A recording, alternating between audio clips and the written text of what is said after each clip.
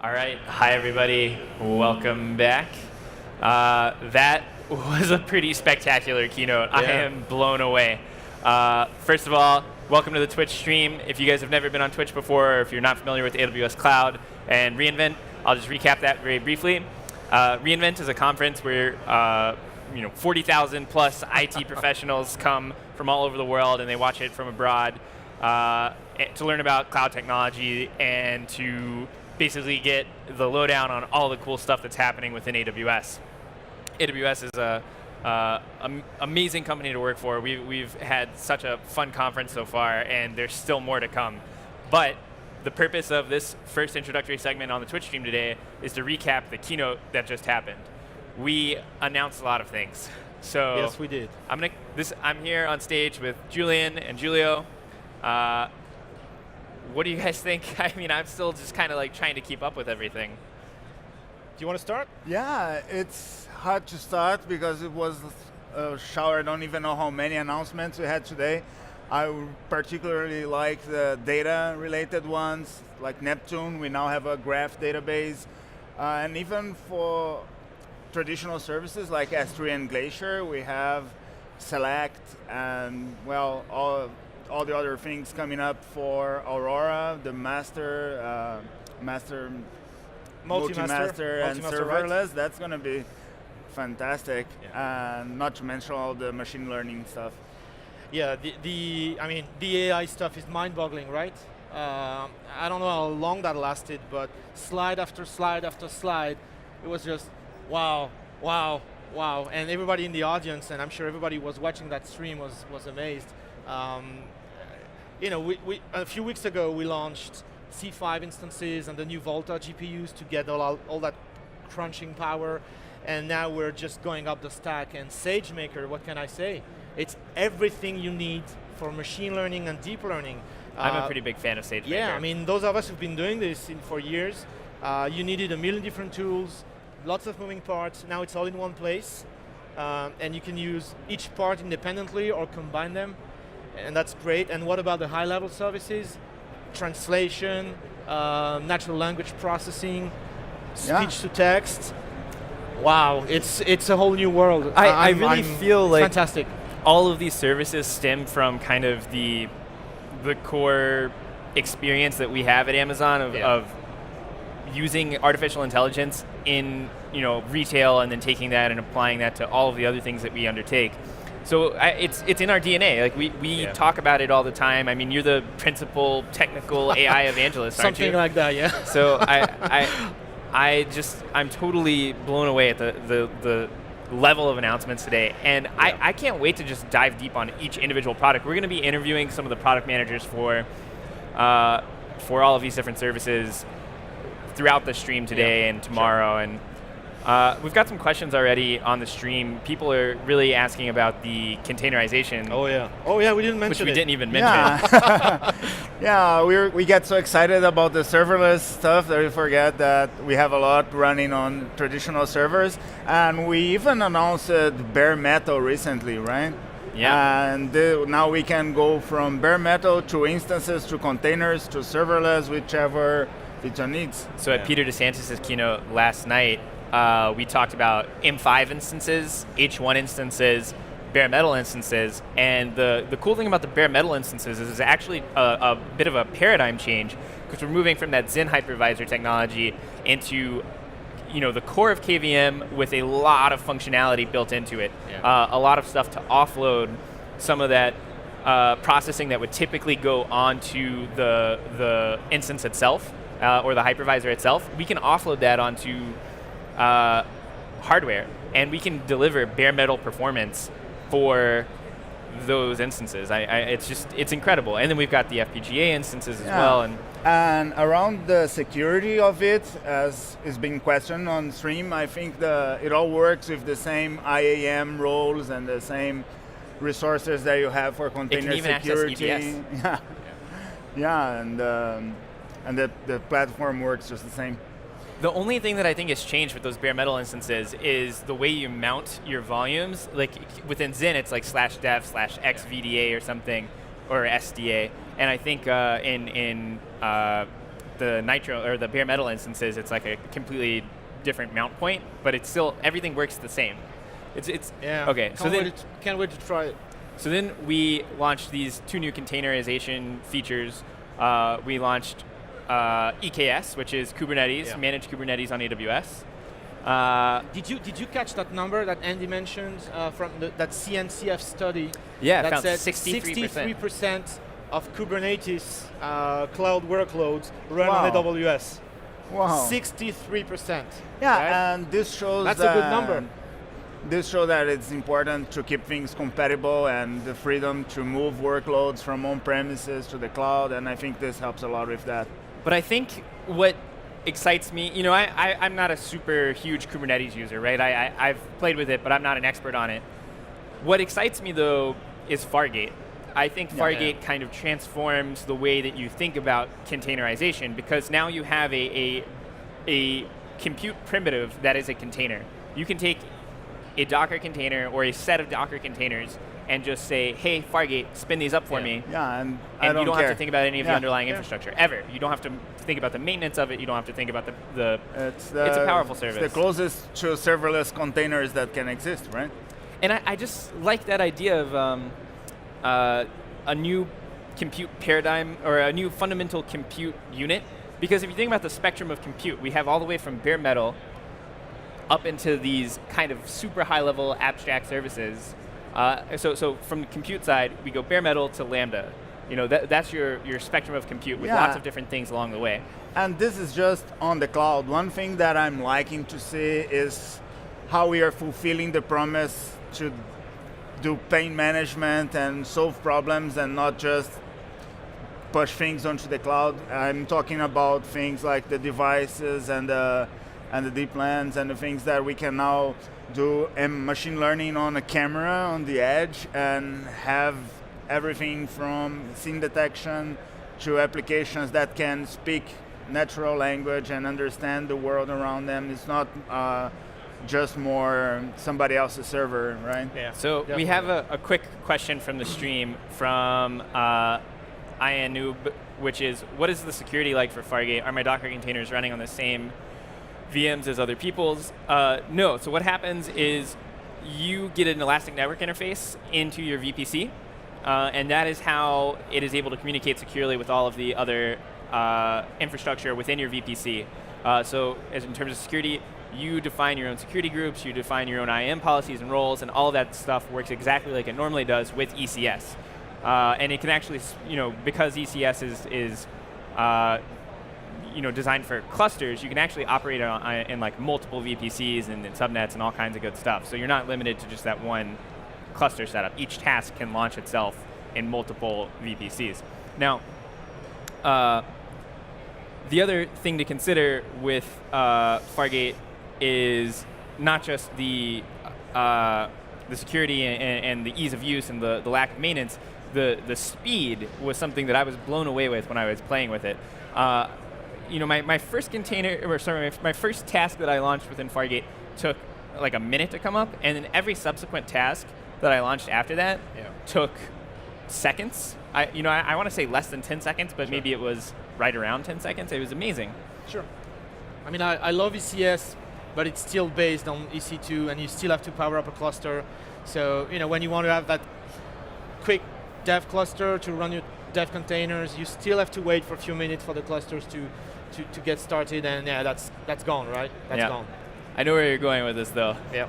You guys are both big fans. I think we're all big fans of serverless, and well, there were a lot of serverless announcements yesterday, and I think there's going to be a lot that changes the way that you think about structuring your serverless applications. It's going to transform the way that you think about multi-region architectures and stuff like that. Yeah, this whole team of multi-region and global data that's coming along is fantastic. It's like a dream came true. DynamoDB stuff. Yeah. I mean, let's talk about that for a second. Yeah, I mean, which part?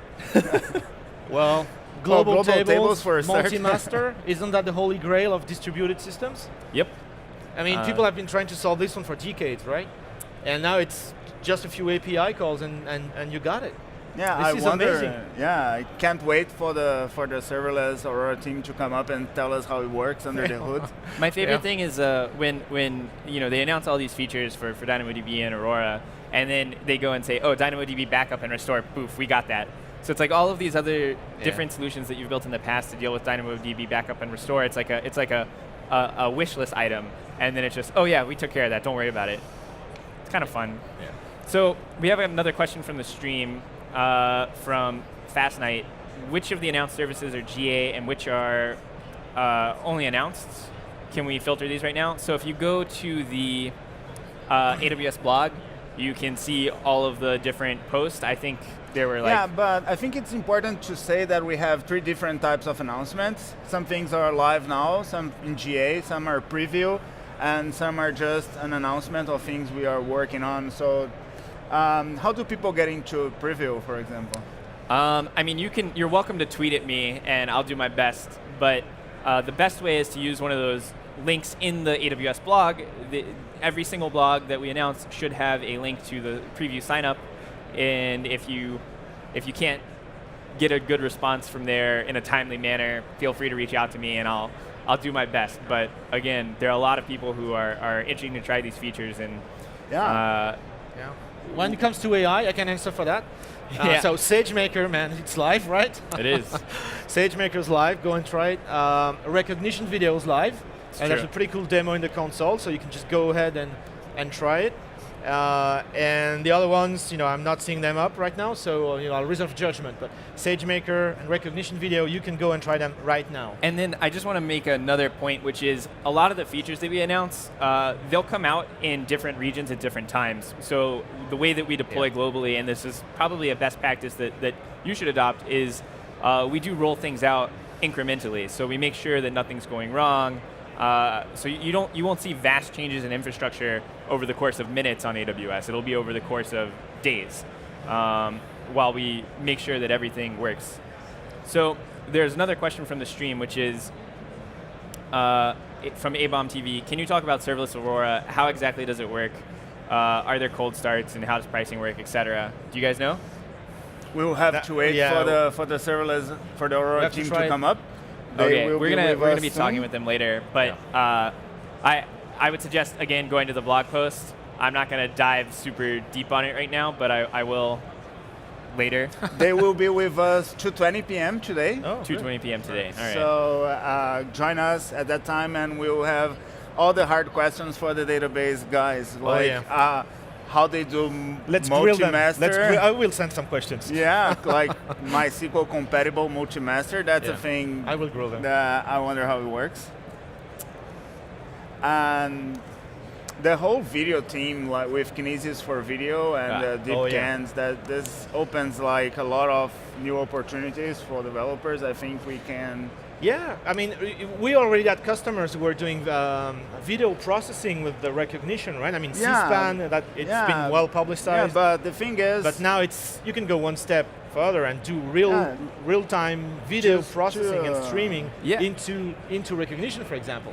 What people don't fully grok about the whole video recognition thing is that it's not just frame-by-frame analysis. That's what C-SPAN was doing previously. Is they were doing this like SSIM, structured image interpolation format, where they were checking for structural changes in the video frames and then running those frames through recognition to generate the labels and generate the faces and the indexes. But if you think about it, video is a 4-dimensional thing. Yeah, so you're going to have actions that you can only perceive if you have all of the frames together. If you look at 1 second or 2 seconds of video, right? Yeah. And, for example, and do tracking, etc. Detecting if something's falling is something that, or any behavioral thing happening. You so wouldn't recognition get for it video frame by frame. Can detect all of these different verbs that are only available in video. And to go back to your point about Kinesis video streams, I think another thing that people don't get right away is that Kinesis video streams is not for one video stream, it's for millions. You can have hundreds, thousands, tens of thousands of devices streaming video into these streams, and it's not just video. It's anything that you can put in an just MKV. Just in the security space, this is huge. Like, you can, and not to mention media and entertainment and all the things that people can build with this. And, well, but it goes much further with the SageMaker. I think we should talk about that. SageMaker? Yeah, come on. I'll let you get started. Otherwise, I'll talk for an hour. So I think it's our favorite from today. So I wrote the blog post for SageMaker. I suggest you read it if you want a less enthusiastic and more factual overview of what I'm about to tell you. SageMaker is something that I believe is going to drastically accelerate the development of machine learning for novices and experts. So what it is you get a notebook instance. You have this idea of jobs, which are training jobs that you can invoke either through the SageMaker SDK or through the API. So you can start these jobs on an IPython notebook that comes with the SageMaker instance that you provision, or you can upload your existing models as Docker containers. Yeah. Now, these model artifacts that get created from these training jobs, those are stored in S3. So your Docker container can either pull those down from S3 or push them up to S3 in the case of training. And then the training is also scalable. So you can set a minimum number of instances, you can set a maximum number of instances, and my boss is here, and I'm sorry, I used a lot of P3 instances, so. Yeah, but we're lucky we don't pay for our AWS bills, right? Some people say that's the only reason why I joined, but well, the advantage is that it does go away when you're not using it for training. So it's like it's only running for the amount of time that you need to train it. But if you use 20 P3X larges for a few days. Yeah, and I guess we all experienced that sense of how do I get this working? Like when developing machine learning and cleaning the data and getting it up. All those moving parts. It's so hard. And I love it to see that we have this more friendly and ready for developers, even with sample projects and things it's like easier. this. I mean, it's all in one place. And like Randall said, you can use each part independently or you can combine them. It's scalable because storage will be on S3. Instances will be, whatever you need. You can have multiple instances to do large trainings, etc. Sure. And what I think is, for me, the number one thing for a SageMaker is, even if you're not a machine learning or deep learning expert, you can pick algorithms that are off the shelf. So if you want to do classification, if you want to do regression, if you want to do all kinds of different things, you have algorithms just off the shelf, just select them, do an API call with the required parameters for that algorithm, and your training job starts. So you could go very simple, but at the same time have all the scalability and the computing power that you need. Or if you're an expert, you can bring your own model, bring your own Docker container with your own MXNet script or TensorFlow script or Caffe script, whatever you want. Just put that in a Docker image and run that Docker image to train at scale. So if you're a newbie, you can just run the notebook and do something great in 50 lines of Python. If you have a deep learning PhD and you need to do distributed training at scale on 100 instances with custom algos, you can do it too. So it's for everyone. It's really great. I mean, it's really great. It's very disruptive. There's one additional advantage that I guess we haven't fully mentioned yet, which is you're playing around in this Jupyter notebook, you're training everything, you're hosting these models. When you want to start serving inferences from these models, it is literally just take that Docker container, pull down my model, now I have a production endpoint that is capable of doing this machine learning. Yeah, and you could do, which has traditionally been a very painful thing. Yeah, I know. Doing data science on your machine, that's one thing, and then you bring it into production, and the DevOps guys, they give you a hard time because your code doesn't scale, it doesn't work, blah, blah, blah, blah. And here, like you said, it's a one-click or one API call operation to create an endpoint, deploy it, and it's not testing anymore, it's production. And you can have multiple models, you can do A/B testing. You could have 10 different models and balance the traffic across those 10 models and see which one performs the best. How complicated was this before? I mean, it was insanely complicated. Yeah, I mean, it's not something we built like out of our own pockets. It's all like familiar tools like Jupyter. I really like to see, but everyone that spin up Jupyter knows that it's easy to spin up the thing and play with it, but getting into production is really hard. Yeah, and we forgot to mention, there are tons of samples. So if you start a SageMaker instance, you wait for a few minutes, and you open it, and you get into that Jupyter environment, and there are tons of samples, from very simple samples to complicated ones, right? Yeah. And well, I guess I'll stop there, and we'll do some demos when we have a SageMaker session. We have some questions about language support for SageMaker. Do you know if it's all only Python. Python? Yeah. Python, right? Yeah, I mean, you can, it's an instance, so I mean, you can do that with the Jupyter Notebook. You can do the exclamation mark in Dev Lounge. We call that, you can do bang sudo pip install or it's a Conda environment as well, so you can bring in any Conda packages, any additional things, and that's all done through just a GUI in the notebook. But I mean, the SageMaker SDK right now is Python, but like always, if you guys want something else, keep asking, right? And we'll do it. And as far as the model is concerned, if your model is in the Docker container, then you can run whatever you want. You could run whatever you want. So I can talk. As far as you pass the right parameters to it, it's gonna I can work. talk briefly about the interface for the production hosting if you're going to run your own SageMaker model or your own Docker container there. What happens is you have this Docker container. It needs on port 8080 to respond to the following two endpoints. You've got to respond to /invocations with an S on the end, and you've got to respond to /ping. So /ping is hit every in seconds. You need to return an empty 200 OK. So no text in that, just an empty 200 OK. Then for invocations, you can pass in whatever you want. It could be an image, it could be data, it could be JSON string. Right. You can pass in your own content type header, you can pass in your own accept header. So the code that you're hosting, in the case of a model that I built, what I had was I just had a Flask app that responded to those things, and then I sent some JSON, I accepted some JSON.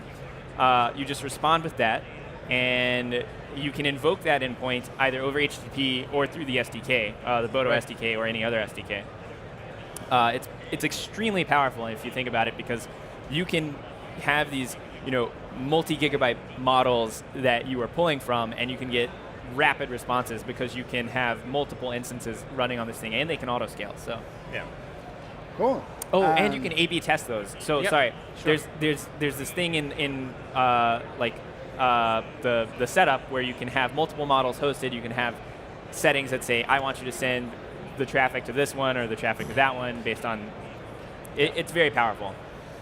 Yeah. So anyway, this afternoon we're having the guys from the team, and we're going to talk all about it. I was told not to hijack the session and talk all about SageMaker. No. But we have a full session on this. Yeah. And we'll have another session. We'll dive deeper into. We'll try to recap in detail all the AI stuff. We'll have graph databases. Tomorrow, right? I think we'll have sessions we'll talk about all of everything. this. Yeah. We didn't mention IoT. There was a lot of IoT announcements. So where should device security and device management. Now we have additional features for protecting IoT devices and managing your fleet at scale, right? Yeah. And this is particularly important. I work a lot with healthcare and health institutions with IoT devices and data, and this is crucial for them, because for some people just SSH is enough, but we know that it goes a lot further than that. I think the other interesting IoT announcement was our desire to start working on free RTOS. So we run free RTOS basically now, and this is something that will enable billions of different microprocessors or embedded devices or microcontrollers to run firmware that is designed to basically interact with the cloud. It's a very powerful paradigm, and it changes things. I have a lot of experience with embedded devices, but I have never actually had to work with free RTOS before, which is bizarre, I know, but Tara Walker wrote a really interesting post about this, and I would suggest checking it out on the blog. Yeah, so I see a lot of people talking about the difference between Fargate and AKS and ECS and how to figure out the container options that we have. So EKS is managed Kubernetes, so it will manage all of the components of Kubernetes for you, whereas Fargate is a way of running your containers themselves. It's a task type. It's a launch type for tasks. So you can have heterogeneous clusters within ECS. So you could have some of your tasks running in Fargate and some of them running in like ultra high density on EC2. You know, you're not locked into one model or another. Sure. Trying to figure out what would be the cases for developers. I guess that EKS would be for people that already have their clusters and know their way around Kubernetes and just want to use the same thing on AWS. And how do you know how it integrates with the other services? For example, the container part in the AI stuff. If we can, in SageMaker, you can just use those services like AKS or ask me about that again in a few days. Yeah. Yeah. Oops. No worries. Well, but I think what you'll find is a lot of this stuff comes out. We don't save anything for reInvent really. When something is ready, we want to get it into the hands of customers as soon as possible because we want to start collecting your feedback and iterating on it and making the service better. So you may find the occasional, broken link or typo or things like that. Don't worry, we're going to fix it. But also, any feedback you have, use the AWS forums, use Twitter, let us know how we can make the service better. And I think you'll find we iterate quite rapidly on these services to bring you new features as often as possible. So, yeah, talking about that, I mean, we had 3 customer keynotes this morning. That's true. What did you think? So, we had the Expedia CEO, and we had a managing director for Goldman Sachs, very different type of company, and we had the CIO of the NFL, right? So what did you guys think? Well, the Expedia guy made a lot of sense for us evangelists as we travel so much, so we kind of sympathize with a lot of what he said. But yeah, it's good to see how they are actually building this thing because I see a lot of feedback from developers saying like, is this ready? Can I use this? Like, is it like production safe? And seeing these big enterprises saying, hey, we are using serverless, we are using AI, this is not like and these are technology companies, right? I mean, you would think Expedia is a travel company and Goldman Sachs is an investment bank, and the NFL is just, very strong guys running around, throwing a ball, and that makes no sense to me as a European, but fine. But when you look at their use cases and their metrics, and specifically the NFL story with the sensors on the players and doing, gathering data to do analytics and machine learning from the plays. I mean, this is science fiction, right? I mean, there's the MLB. You know about American football, I don't. Major League Baseball has been doing this for a while, and we actually have out, if you're at reInvent, we have out in the park over here, we have the MLB Statcast where you can take a swing and see how good you are at the whole baseball game. I challenge anybody to beat my score, by the way. I'm pretty confident in my place. Yeah. But there's, mainly because I know how to game the system, but anyway. Yeah, so I see that today at 1 p.m. and 2 p.m. we're going to have exclusive launches here on the channel. So join us at 12 p.m. and 2 p.m. We are going to launch ourselves as a couple of things. Actually, I think we have our first announcement in 30 minutes. Yeah? Yeah. Oh, that's cool. Right? All right. That's cool. So there are a couple other things that we haven't really talked about yet, and I want to dive deep on those. So we launched S3 Select and Glacier Select in the keynote today. Yeah, and this is kind of confusing for a lot of people that already uses S3, like fetching inside objects. Is that how it works? So the way that I like to explain it is S3 Select will enhance any existing application that uses S3. Because if you think about the way you use S3, the way that object storage has traditionally functioned, you have to get the whole object in order to perform analysis on even just one part of it. That's the way that this object storage has been as a paradigm for a long time. And this fundamentally alters that paradigm because you're able to go in and get only the bytes from that file that you need to perform an operation. So if you think about any kind of EMR job, or like when you're using Presto or Hive or something, and you're going in and you're saying, hey, I need to get all of these CSVs and I need to select only one column from it because I just want the distinct columns. Rather than going and looking at the entire CSV, you can get that first line, you can get that column name, be done. So we've been working with some customers, and they've already seen a 400% improvement in time. And if you look in the blog post, I'll show a query where it takes 35 seconds without, this is one of the TPC DS queries. That everybody uses. Yeah, Except, no comments on that.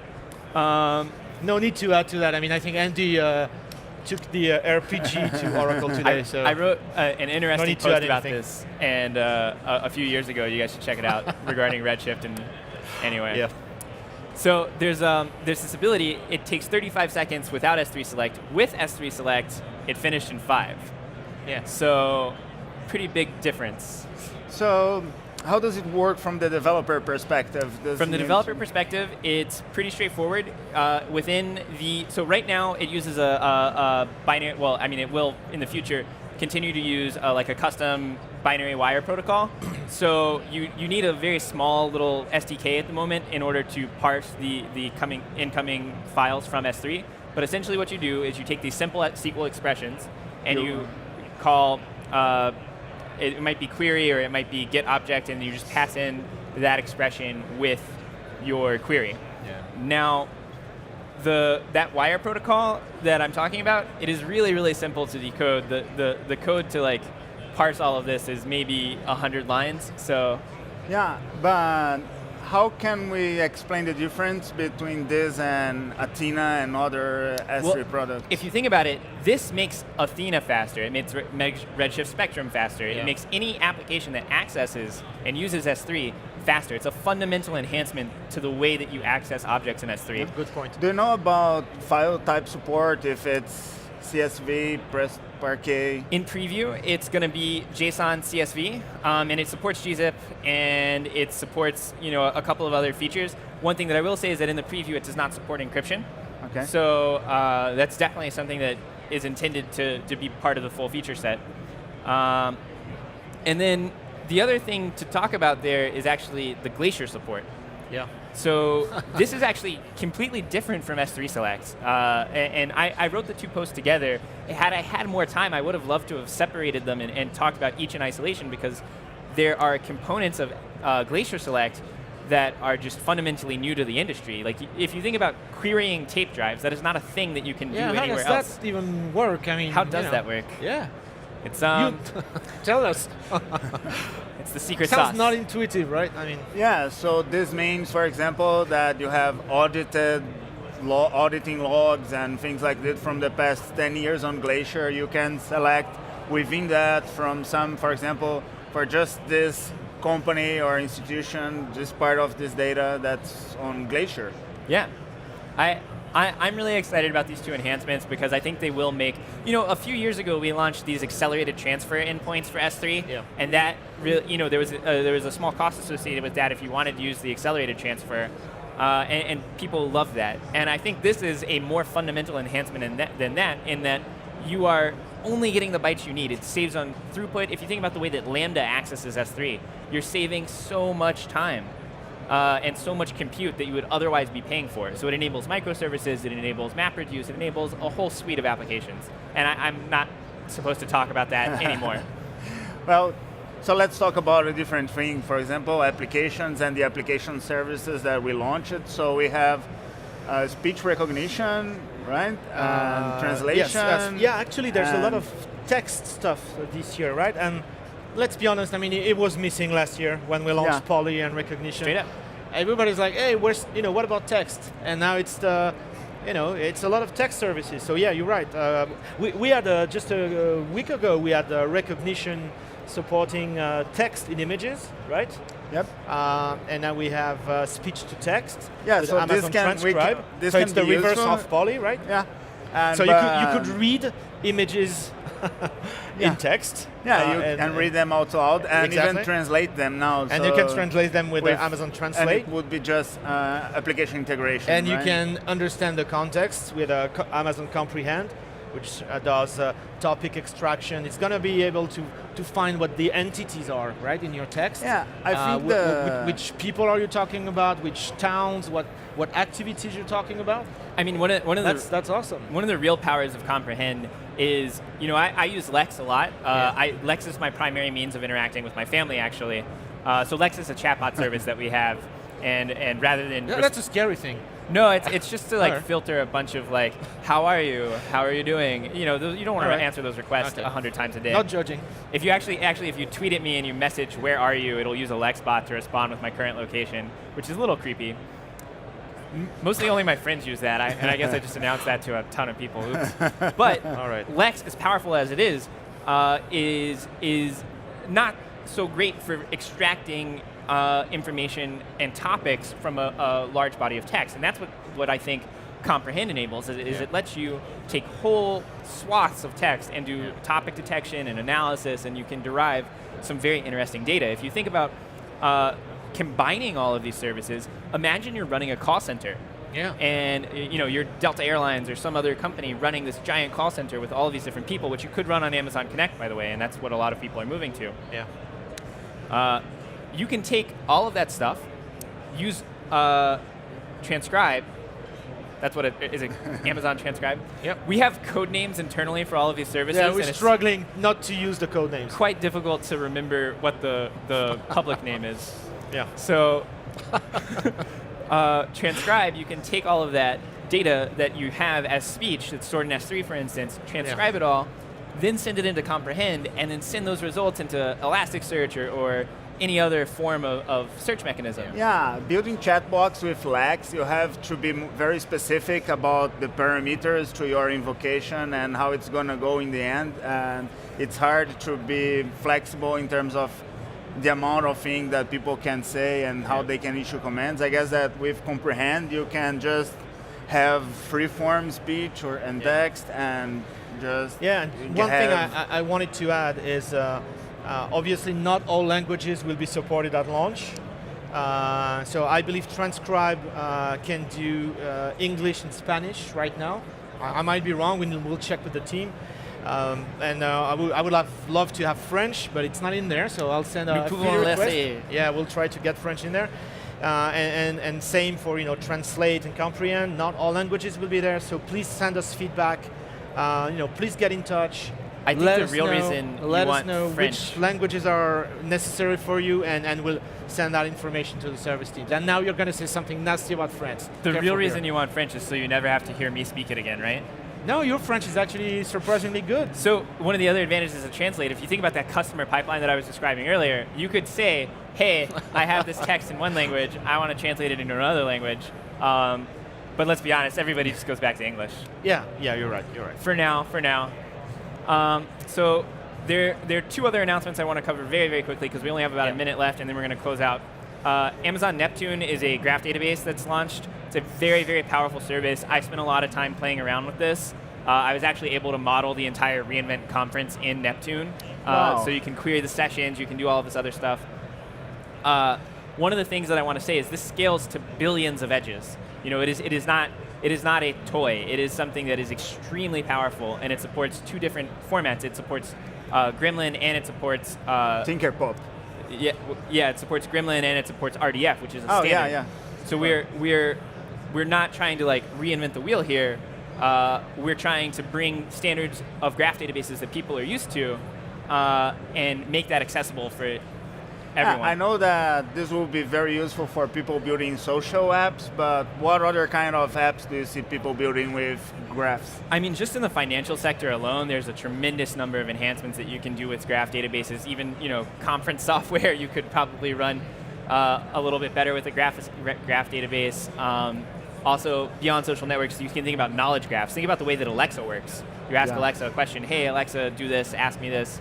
All of that can be taken care of through a graph database. All right, I think we are just about out of time. Any closing thoughts? I guess that's it. We're going to see the teams and keep chatting with you guys throughout the day and throughout the conference. Keep in tune and let's see what comes up. I just want to say AWS is the best place to run machine learning and AI. I think we proved it this morning. We're going to keep proving it. Send us feedback. please try those services and let us know what you think. Right? We'll see you. It's only Wednesday. Thank you guys so much for joining. We got another people coming right up, so don't leave. We'll be right back.